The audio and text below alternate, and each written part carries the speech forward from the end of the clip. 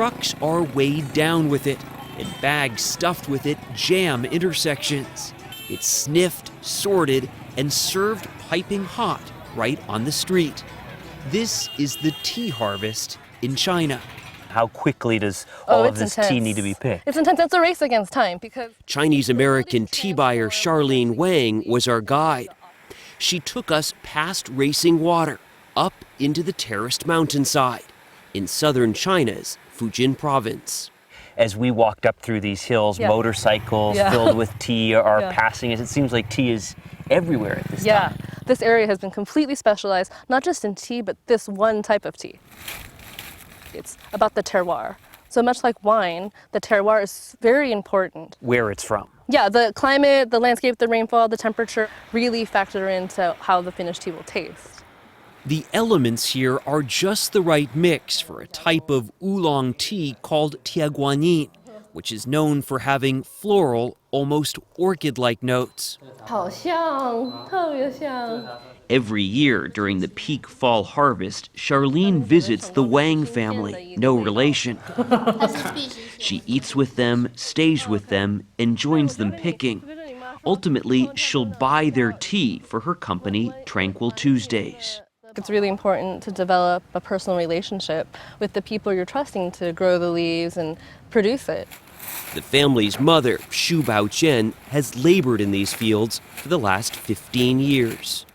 This long stalk should be cut short, she explains. So you just pick the top part of this here?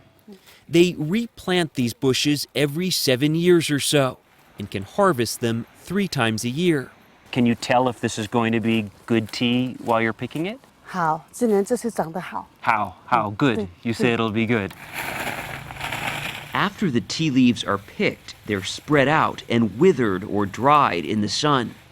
Depending on the sun's intensity, leaves spend as few as 5 minutes in this stage before they're brought indoors and put into giant tumblers to release flavor.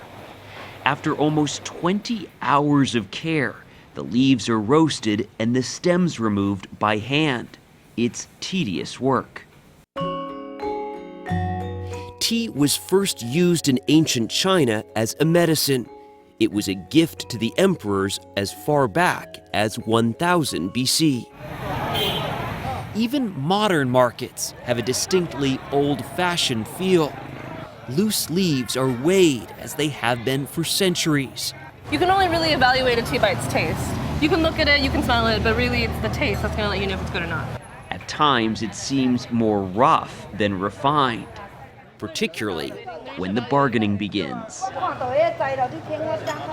So she's trying to tell him it's not as good as he thinks it is. Some things are universal. From the moment that it's planted, then picked, to when it winds up in that pot, it can be a sign of hospitality or a nod to history and tradition. There's just so much that goes into a simple cup of tea.